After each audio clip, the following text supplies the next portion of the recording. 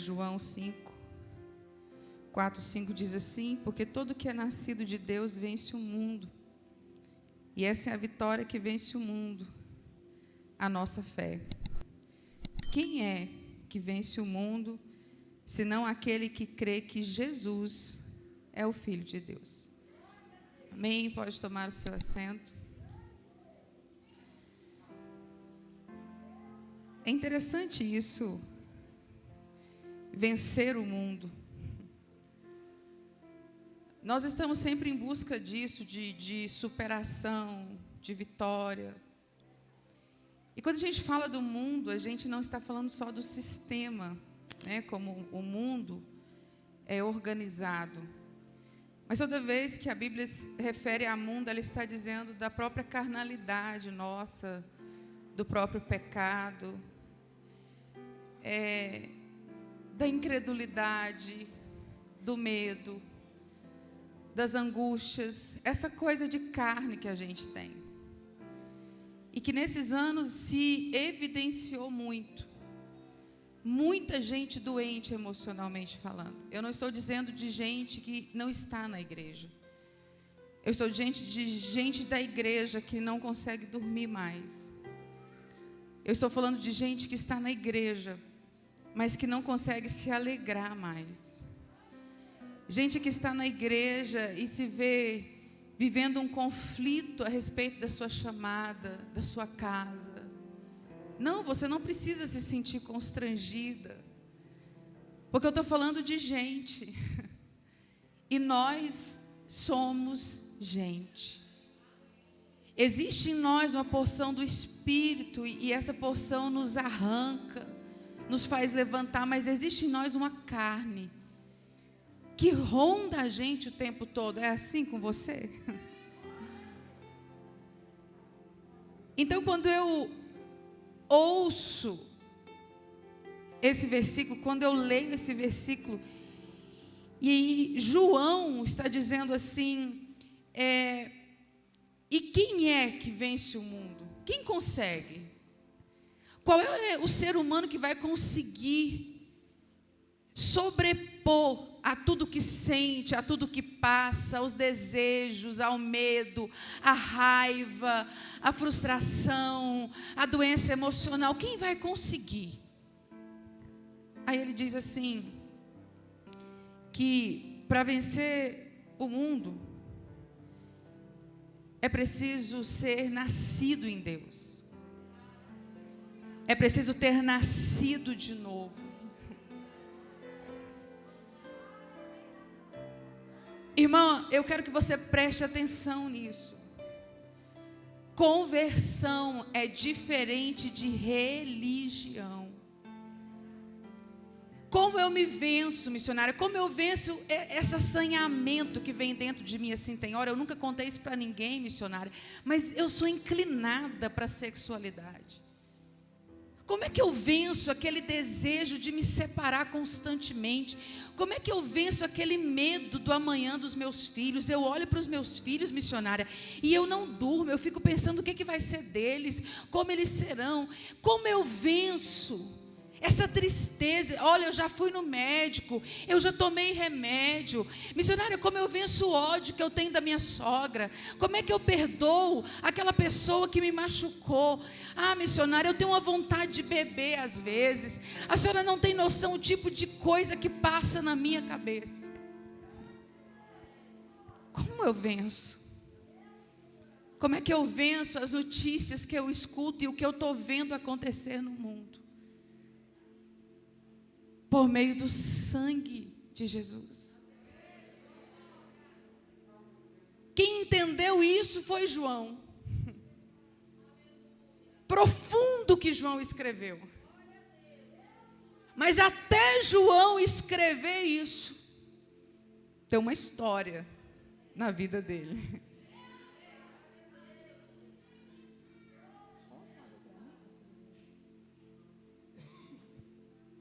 A Bíblia vai dizer que João é um dos 12 apóstolos. Eu vou dizer para você um pouco do que esse homem fez. Ele é um dos 12 apóstolos, ele escreveu o Evangelho de Jesus segundo João, o Evangelho de João.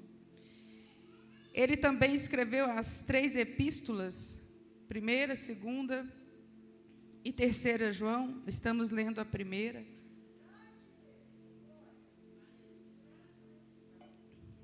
E a ele foi dada a revelação de Apocalipse. Também, ele foi o único apóstolo a acompanhar Cristo até a morte.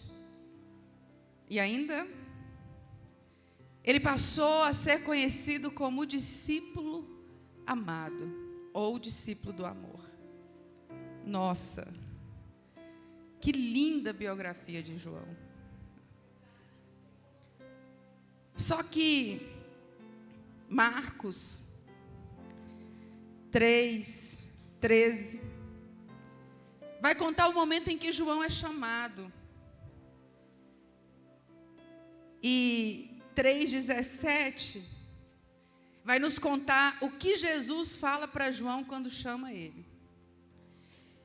Quando nós lemos Marcos 3:13, a Bíblia diz assim: e subiu ao monte e chamou para si os que ele quis, e vieram a ele. Jesus vai escolher a equipe que vai andar com ele. E quando ele vai chamar João, olha o que ele vai dizer. Marcos 3:17 diz assim: Tiago, filho de Zebedeu, e João, irmão de Tiago, os quais pôs o nome de Boanerges, que significa filhos do trovão. Jesus vai chamar um homem que quando ele olha para ele está dizendo: eu sei quem você é. Eu te conheço, João. Ele está dizendo: eu sei o que há de humanidade em você. Eu conheço o seu pecado, eu conheço o seu defeito, eu conheço a sua fraqueza, eu conheço a sua característica negativa. Porque você sabe que o trovão, ele assusta ou não assusta?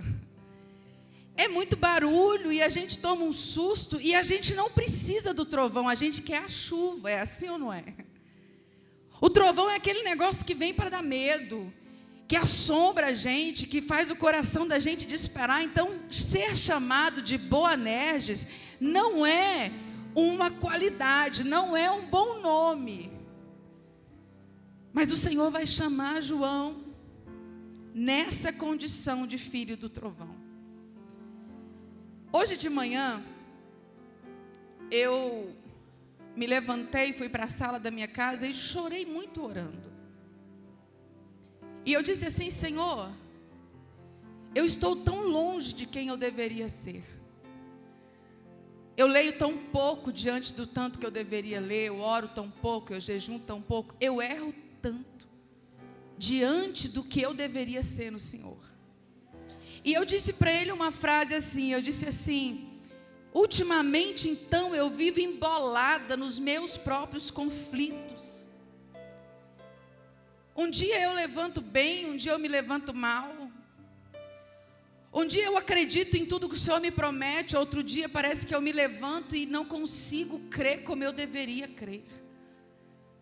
Um dia eu tenho força, um dia eu tenho medo. E eu me envergonhei dessa inconstância de sentimentos. Orei mais um pouco, me organizei, iria ministrar em Goiânia à tarde, de Goiânia vim direto para cá. Quando terminei de ministrar, e eu tinha dito para o Alessandro assim também, quando a gente foi sair, eu estou grávida de 6 meses, acho que a maioria das irmãs sabe. E eu disse assim: Alessandro, a vida está voltando e eu não sei se eu terei estrutura para ministrar. Física, até o próximo ao parto. E com medo de passar mal, com medo de inchar a perna, com medo de tudo que uma gestação traz. E usei a palavra estrutura para ele. Terminei de ministrar, me sentei. E o Senhor usa uma irmã que vem até mim no altar e diz assim: eu sei que apesar dos conflitos internos que você vive enfiada, o seu desejo de ir e obedecer tem feito com que eu te sustente. E disse assim: não temas, porque eu te dou a estrutura necessária. Aquela mulher não estava na sala da minha casa. Ela não tinha condições dela usar as mesmas palavras que eu usei.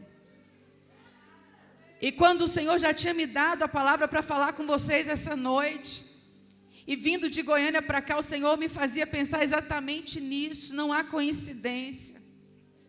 Eu quero te dizer que a sua inconstância, que a sua fragilidade não pode impedir o Senhor de cumprir o propósito da sua história. Às vezes a palavra é pregada de uma forma que arrotam santidade na cara da gente. Parece que na família deles não tem, eles não sofrem, eles não choram, eles não se preocupam, eles não têm medo pelo fato de ser crente. Não, muito pelo contrário. O medo vai existir, o pavor vai existir, a angústia vai existir, o choro vai existir, mas apesar disso, você vai vencer o mundo em nome de Jesus.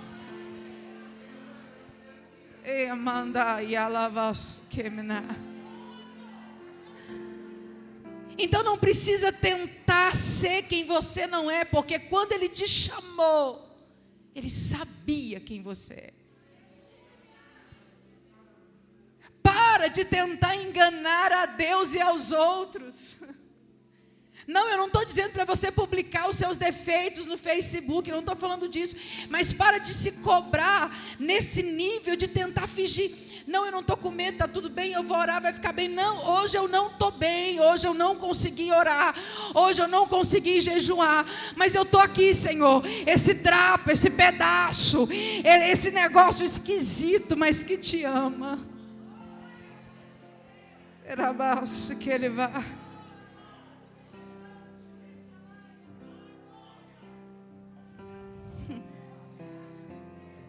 A gente se sente culpado às vezes, não é assim? A gente se culpa como mãe, como esposa, como serva. Parece que a gente é obrigada a dar resultado 24 horas. Não é o Senhor quem faz isso com a gente. Não é Ele. Eu tive Covid, agora grávida, algumas semanas atrás. E eu pensei: Senhor, eu rodei o mundo enquanto deu aí. Mesmo na pandemia, nunca peguei Covid. O Senhor me espera ficar grávida. Quem entende o jeito dele trabalhar? Aí fiquei 7 dias fechada dentro do quarto, porque eu não fiquei aquela quarentena de ficar com a família. Eu tinha muito medo que o Alessandro e a Bruna pegassem. Porque se todo mundo pegar, eu imagino que é mais difícil, né? Porque pelo menos eu estava lá, mas o Alessandro estava cuidando de mim o tempo todo. E eu fiquei, então, 7 dias fechada dentro do quarto. E vai chegando ao nível que você vai ficando doida. É simplesmente assim. E teve um dia que eu fiquei muito mal. E eu sentada naquele quarto, lembrando das vezes que eu estava assim, num púlpito, pregando para tanta gente. Só que agora eu estava sozinha. E aí eu comecei a orar e preocupar com a saúde, né? E principalmente por eu já ter perdido 2 bebês, então você traz aquele trauma. E aí às vezes o Samuel não mexia, e eu pensava: meu Deus, ele não mexeu, será que aconteceu alguma coisa? Será que vai acontecer alguma coisa? E com medo, né? E passava tanta coisa na cabeça. E um dia eu me sentei e orei, chorei. E quando eu terminei de chorar, a pastora Vera mandou um áudio. Nossa, tem muito tempo que a gente não se falava. E ela, com esse jeito dela, né, de já pedir perdão antes de falar, né? Desculpa, missionária, nossa, vai que não é de Deus, mas desde de manhã eu estou pensando na senhora, não sei o quê. E eu falei para Deus que se fosse dele, então que ia chegar de noite e ele ia me incomodar, e ele ia continuar me incomodando. Eu falei: Deus, a pastora Vera deu trabalho para o senhor o dia inteiro, pedindo confirmação, certeza. Se eu conheço ela de 5 em 5 minutos, ela falava, confirma, Senhor, confirma. Um medo de ser demais, né? E quando ela foi falando as coisas, eram coisas que eu tinha acabado de orar. Naquela hora eu não era missionária, Laura. Eu não tinha nada para oferecer para o Senhor, eu não estava pregando, eu não estava profetizando, eu era uma mãe com medo. Você precisa entender que quando você não tiver nada, o propósito ainda vive na sua história. Ainda que você fale, você é mãe dessa criança. Ainda que você fale, você é esposa desse homem. Ainda que você não saiba o que fazer, é você que ele confiou esse trabalho. Ainda que temendo e tremendo, mas o propósito dele ainda vive sobre ti. Amasso que me anderava.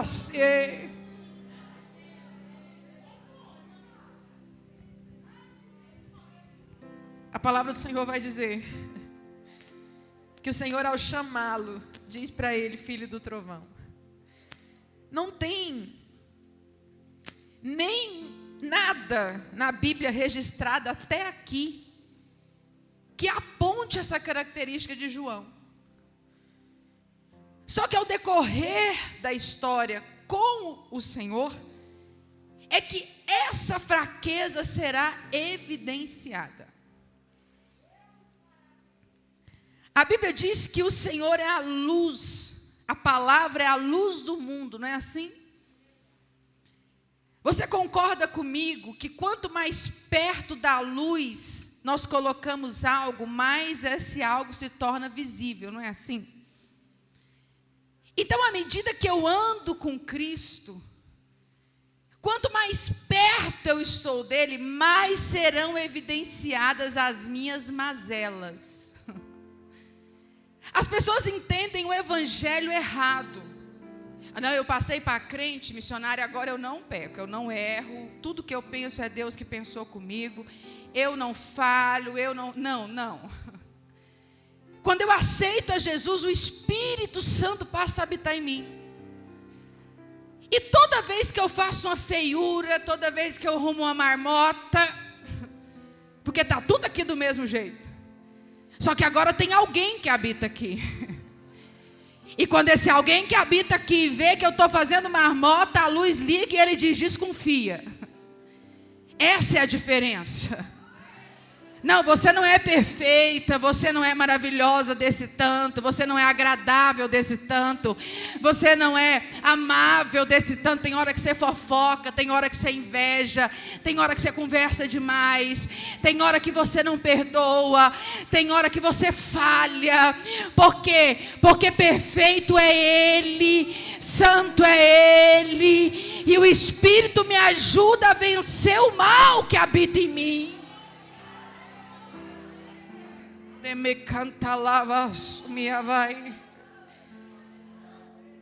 E quando a gente vai andando com Ele, Ele vai permitindo que coisas aconteçam para evidenciar o mundo que existe em nós. Quer saber como que é? Quando alguém levanta para perseguir você, não foi o demônio que mandou, foi Deus. É só para mostrar o tanto que você é ruinzinha de coração. Porque quando pisa no seu calo, irmã, mas você não esquece. Tem 30 anos que ela falou aquele negócio para você na cantina, e tem 30 anos que você lembra disso todo dia. Sabe por que Deus permite dores? Para evidenciar quem a gente é. Porque nós somos evidenciados à medida que circunstâncias acontecem. Vem para cá e canta. Deus me deu, Deus tomou. Bendito é o nome do Senhor. Deus não pode tomar nada que você quer morrer de depressão. Não pode tirar o serviço. Não pode tirar o cargo. De repente você estava em estabilidade financeira, começa a dar uma desandada, lá vem você reclamar. Está entendendo como que a gente é? E por que Ele permite essas coisas? Exatamente para isso. O que ele diz a respeito de João vai ser comprovado quando João começa a caminhar com ele. Irmã, eu achava que eu era humilde, até começar a andar com Jesus. E ele que me mostrou, não, Laura, você já foi uma pobre metida rica, eu te conheço. Ai, Senhor, eu sou tão boa. O Senhor disse, quer ver? Permitir alguém falar uma coisa que eu não gostava. Ai, irmão, quando eu vi a amada, que ela vinha, paz do Senhor, eu não ria, eu já fui desse nível, de não cumprimentar, de deixar claro, tipo assim, eu sei quem você é, cobra.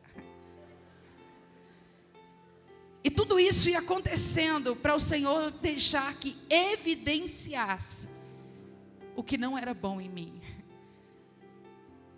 A Bíblia diz, João agora já está andando com Jesus. Aí o texto vai dizer assim, ó, Lucas 9:54. E os discípulos Tiago e João, vendo isso, disseram, Senhor, queres que digamos que desça fogo do céu e os consuma como Elias também fez? Sabe o que João está dizendo aqui? Ele está andando com Jesus, ele chegou numa aldeia de samaritano e pediu pouso para Jesus.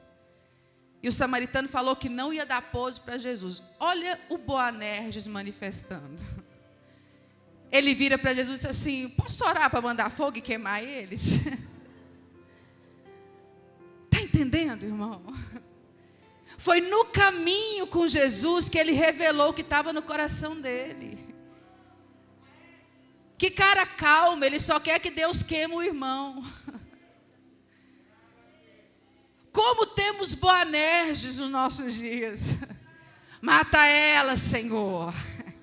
Mostra para ela quem é a tua serva. Mostra com quem o Senhor está. Se o Senhor está com o meu menino ou com o menino dela. Ei. Sabe o que Jesus disse para ele? Eu não vim destruir almas, João. Eu vim salvá-las. Aí a gente pensa assim, não, agora Jesus despediu João. Porque ele entendeu tudo errado. Agora Jesus vai olhar para João e vai dizer assim, João, pega a trouxa e vai embora. Cansei de você. Porque a gente queria que Deus fizesse isso com alguém uma hora. Queria ou não queria, irmã? Ah, Senhor, o povo vai conhecer quem ela é. Não, não. Pastora, não põe ela no departamento, não. Ela é conversadeira demais. Irmã, eu trabalhei com a irmã na cantina. Eu não orei para Deus descer fogo, mas eu queria que ela não fosse mais. Porque ela conversava da hora que ela chegava até a última vasilha que a gente ia lavar. A minha cabeça saía doendo, fogo, panela, e a irmã blá, blá, blá, blá, blá, blá, blá, blá, blá, blá, blá, blá. Gente, teve um dia que eu olhei naquela irmã e eu queria jogar ela dentro da panela de manteiga. Eu falei, ela não cala. E aquela mulher tratou comigo. Porque eu fui entendendo que a obra é isso. Então não vai dar para tirar alguém de perto de você, não vai dar para mudar alguém da sua família, não vai dar para tirar alguém do seu trabalho, não. O que o Senhor está nos ensinando nessa noite é que apesar do mundo que existe em nós, é que apesar da fragilidade que existe em nós, Ele não vai mandar ninguém embora. Ei, Ele não te despediu, Ele não te dispensou, Ele não abriu mão de você, nem da tua casa, nem de gente que nem está aqui hoje, mas Ele ainda conta que vai voltar, e quando voltar Ele ainda vai usar. Eremeasuiva, alamande que vai.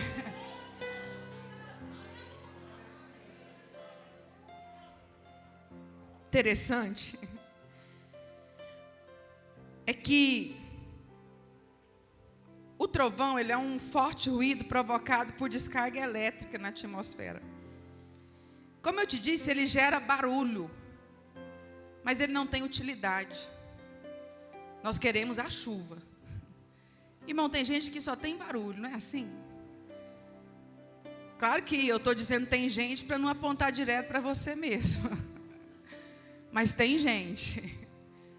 Tem gente que diz que é sua amiga, migante, miguxa, e quando você procura ela, cadê ela?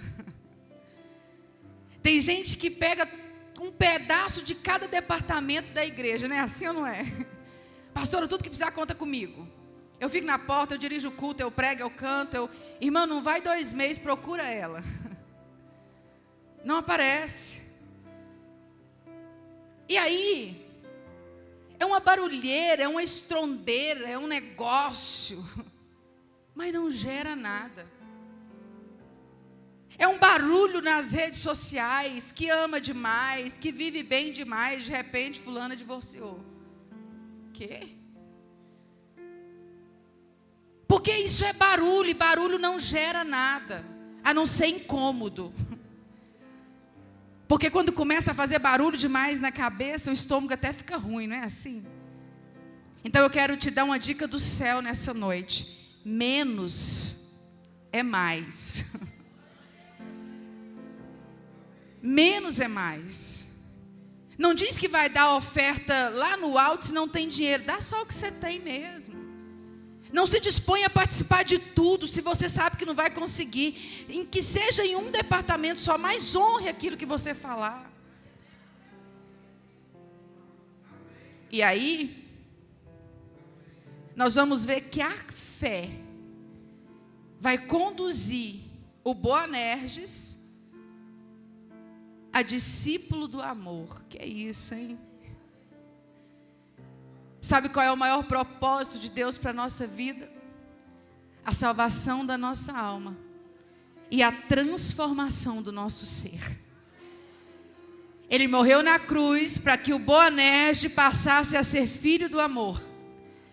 Ele morreu na cruz para que o seu temperamento não te conduzisse mais. Ele morreu na cruz para que houvesse vida e vida com abundância na sua história. Ele morreu na cruz para que você vencesse a prostituição, a inveja, a pornografia, a bebida, a maldade, a malignidade, a inveja, a discussão, a ira. Ele morreu na cruz para que essa natureza não te conduza mais. O mundo não vence você. Você vence o mundo dentro e fora de você, porque Ele te chamou.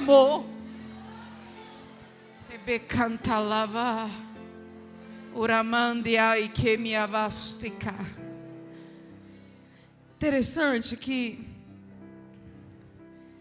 nós vamos ver que a expressão discípulo amado é encontrada apenas no Evangelho de Jesus, segundo escreveu o próprio João. Ninguém chamou João de discípulo amado a não ser ele mesmo. Aí parece que esse cara é um pouco pretensioso. Não, é que ele entendeu quem ele era em Deus. A pastora Kelly leu sobre Deus ama você.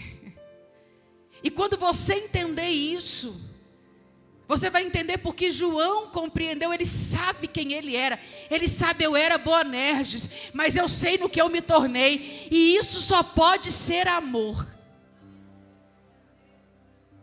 Eu vou repetir para você. Deus ama você. A gente se empolga quando tira foto com uma pessoa famosa. A gente se empolga quando alguém influente diz que é amigo da gente. A gente se empolga quando tem relacionamento com alguém que de alguma forma sobressaiu na sociedade. Mas se você entendesse que quem te ama é o Filho de Deus, é o Senhor dos Senhores, está acima de qualquer um, você entenderia o zelo que existe sobre ti. Ele não diz o discípulo amado porque ele se acha. Ele diz, eu sou o discípulo amado porque ele entendeu o preço que foi pago para a transformação da história dele. Sabe por que você está aqui? Porque ele te ama. Sabe por que o seu filho não desceu à sepultura ainda? Porque ele te ama. Sabe por que não passou fome ainda? Porque ele te ama. Sabe por que foi curada? Porque ele te ama. Sabe por que ele te deu esse ministério, colocou essa função? Não foi peso, foi amor. Foi por amor que ele te incluiu nessa obra.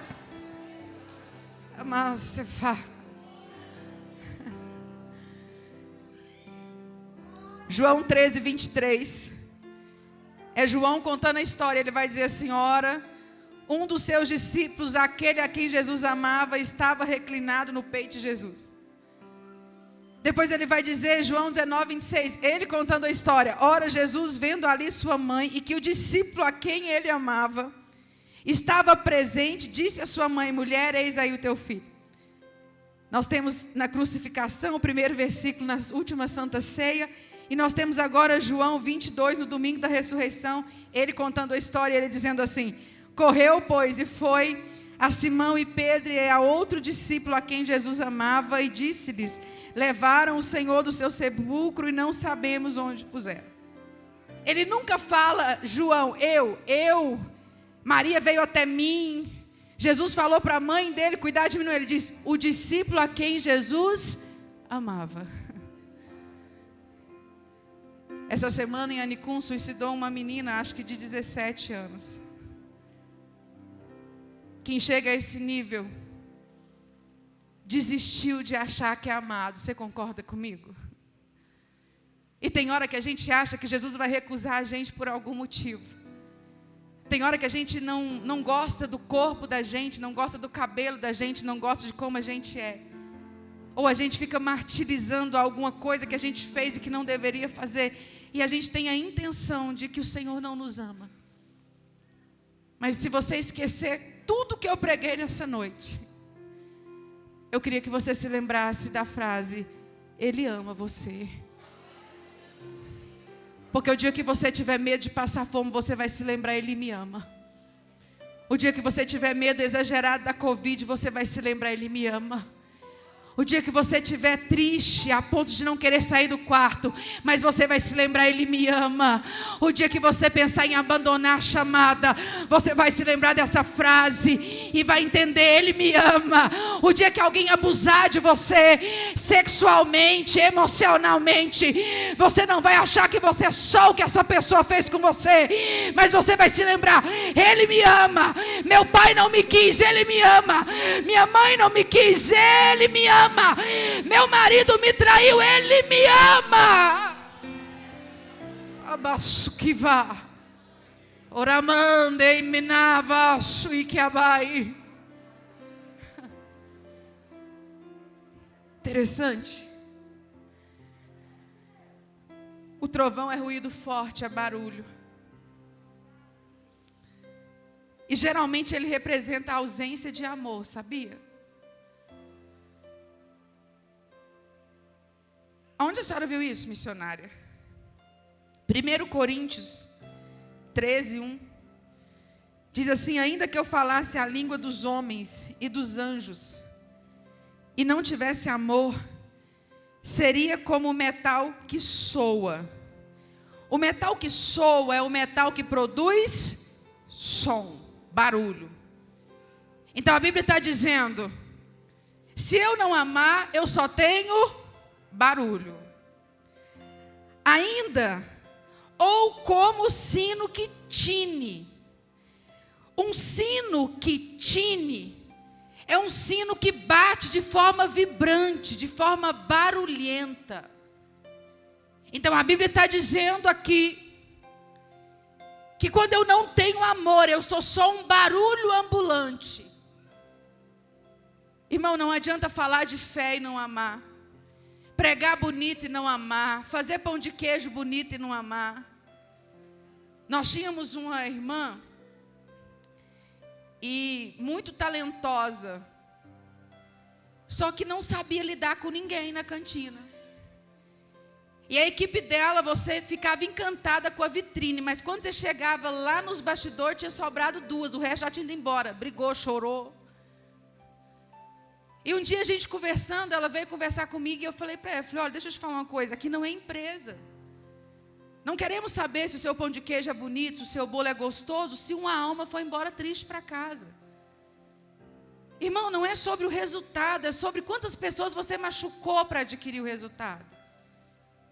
Sabe, eu cuido da decoração, mas eu sou assim, tem que ser do meu jeito, se a irmã não fizer igual eu faço, eu falo mesmo. Aí tipo, no culto a decoração tá linda, mas a equipe de evento rachou.